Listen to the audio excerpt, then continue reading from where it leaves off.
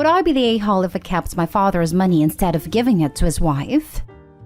Original post. After my parents got divorced, my dad started dating Betty. Everything started okay, but Betty became jealous when my dad spent time with me. She was never abusive, just passive-aggressive and saved her worst comments for when he wasn't around. I learned I can't trust her, but I am polite to her. Betty has a son, Frank, who is very greedy. When she met my dad, Betty stopped giving him everything he wanted. In 2009, he and my dad had an argument that ended with then 40-year-old Frank punching my then 70-year-old dad. My dad died a few months ago. The will was joint, so the estate goes to Betty, and once she dies, what's left will be divided between me, my brother Alan, and Frank. It's unlikely me or Alan will see any of it, because Frank will drain her until there's nothing left, which has already started. They got married in 1996, and in 2006, Dad changed the beneficiary on his IRA to only me. It's not part of the estate. She is very nervous about the IRA. My dad was fairly wealthy, so between his estate, her retirement accounts, and then selling their house for almost $1 million, she is not going to starve, but she is still nervous. Alan called me with all this info because the estate lawyer is sending me a letter about it. Betty told him not to tell me anything, but he felt he had to. Haven't gotten the letter yet, but they may be setting up a trust that she'll want me to sign the IRA into.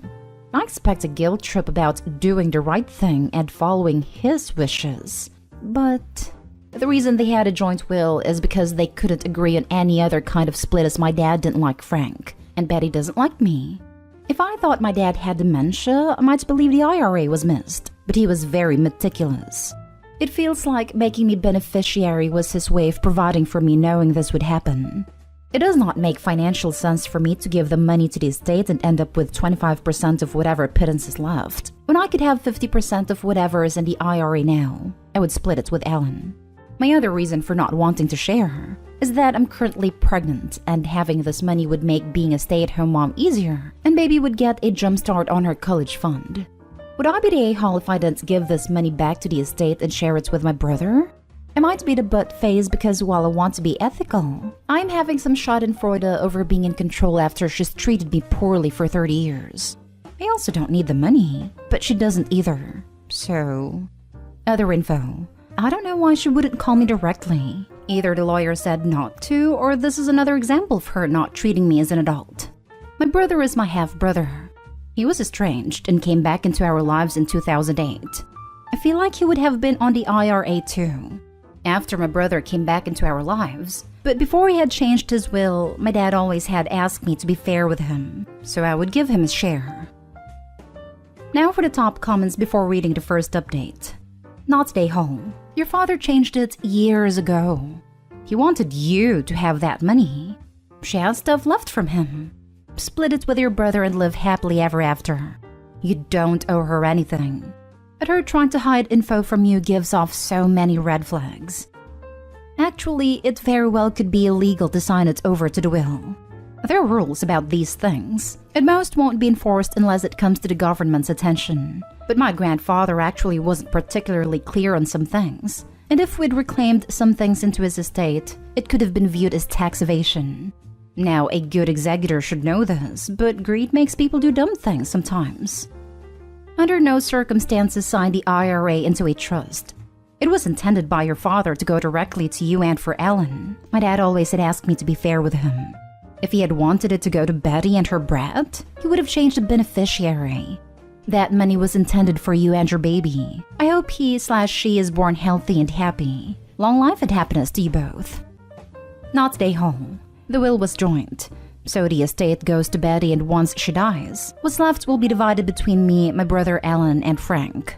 Unless your father was very careful in how he legally arranged things, there will be nothing stopping Betty from changing her will and leaving it all to Frank. It happens far too often. That might be why your father decided to leave the IRA to you, because otherwise you may get nothing. Yeah, my internet research without having the will in front of me or a law degree has been giving me differing opinions in what she could do with it. It all depends on how it's written, but I really don't see her wanting to leave me with anything, judging by past behavior patterns. Not stay home. Keep the money. Your father did this for a reason. Now for the first update. I got my mystery letter. It was pretty much what I expected. Basically, please give me the money because it's obvious that your dad thought this would be covered by the will. It demands for all the money to come to me, then filter down to you kids. Complete with a guilt-trippy paragraph about how they lived on their social security and withdrawing from their IRAs, and neither of them have a pension or other income. And I quote, only what we had saved over the years. There's also a line about how you can see that there is a large value to the items gifted to you and Ellen, which I'm not going to argue with exactly, except that I sincerely wonder if she thinks I'm an idiot and doesn't realize I know how to add. She just sold their house for almost $1 million. Or that I don't know what the apartment in Italy is worth, about $350,000. I find it very difficult to believe that my father didn't also have savings accounts / mutual funds, plus she's going to get widow survivor benefits in addition to her own benefits from Social Security. The items Alan and I were gifted come nowhere close to that. I think altogether, there is a car involved. We're divvying up maybe $100,000 worth of stuff. Maybe. If we can get a good price for the car. With just 2 sales, she could buy a house for $200,000 to $300,000 near her son and still have plenty to live on. But she seems to have her heart set on buying a house by the beach, which doesn't feel very much like my problem. From her letter, you'd think that this IRA has millions of dollars in it that she desperately needs to survive. But no. She tells me that it's worth about $55,000. That's 5% of just what she sold the house for. I generally think it's both pitiful and pathetic that she would just let it go. But I'm sure she has Frank whispering in her ear about making sure she gets everything she's entitled to. But now I do have a copy of the will.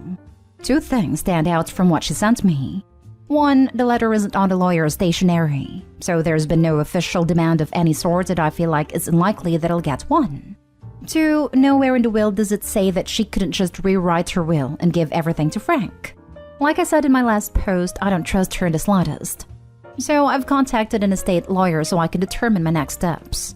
Thanks for being here with me on this ride. I'll update again if there's anything more to say. She tells me that it's worth $55,000. Side-eyeing that one, it would be in her best interest to lie. It's good that he contacted an attorney to deal with her. And of course, when all is said and done, there's no reason you have to be in touch with her at all. You can let all communication go through the attorney. Not they whole. I would have reported her to the SSA, since you can't legally have more than $2,000 in the bank account. That is incorrect. Social Security payouts are based upon what you paid in during your work life. They are not need-based, they're not a form of welfare. It's completely irrelevant how much you have in the bank. You may be thinking of SSI, which is for disabled people and which is a needs-based thing. Thank you for being so sensible. I hate to see people get shafted in inheritance situations because they trust others to do the right thing later. Rarely does the right thing ever get done in the end.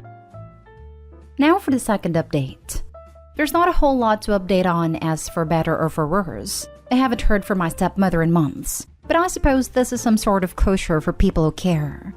About a week after I got the letter, she sent me a text message asking if I'd gotten the letter and if I'd made a decision. I said yes and no respectively.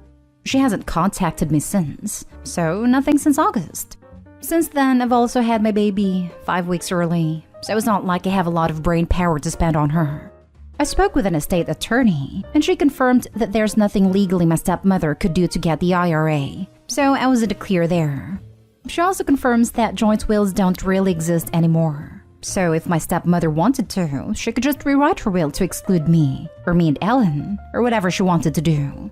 This left me with the interesting problem of how do I get the money, considering I didn't know where it was. And I didn't really want to contact my stepmother and say, I am disinclined to acquiesce to your request, so tell me how to get my money. Because I felt like that would open up to a can of, I'm not going to tell you until you agree to sign it over to me. Luckily for me, the lawyer I spoke to was also the son of an old Italian man like my father. It mentioned that these old Italian men tend to pick a bank and never change. So I googled around for investment firms until I saw a name that rang a bell and I went, aha! Long story short, the IRA is now in my name. Had to take a disbursement for this year and sent half to Ellen. My stepmother has moved a couple of times, so I don't know her address to send my response letter to. And like I said, She hasn't contacted me since August, so I'm considering my hands washed of it unless she actually tries. So all's well that ends well for me. Alan, on the other hand, is still having to deal with her because of the estate. He's meeting with the estate lawyer tomorrow to get some questions answered, so I'll be interested in hearing what happens. One of the things she had mentioned to him is that she needs a car that my father left to Alan and I, appraised because of something, is worth over $5 million. The estate, I'm guessing, because there's no way the car is worth this much.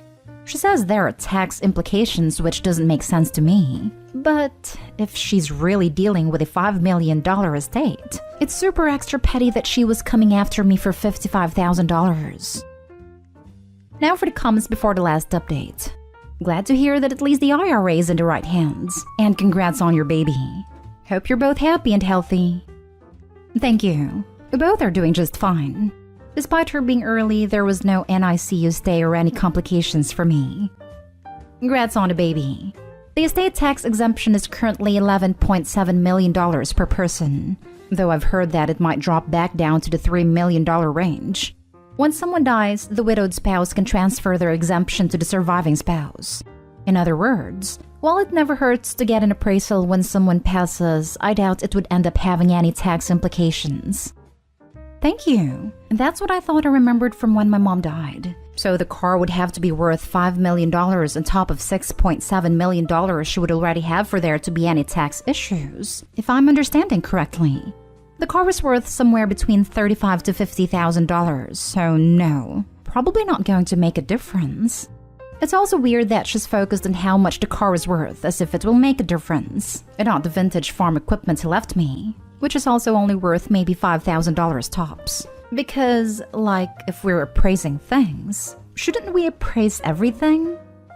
I find it telling that she saved all her hatred for you and not your brother. I'd say it's because I didn't grow up with her. He's 20 years older than I am, but she's also misogynistic anyway.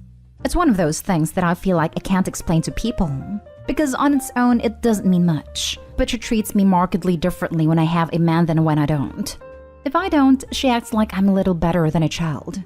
Oh, and when she was asking about if I had made a decision, she asked if I had talked to my husband about it. I told him and his response was, "Why would you talk to me about it? It's not my money."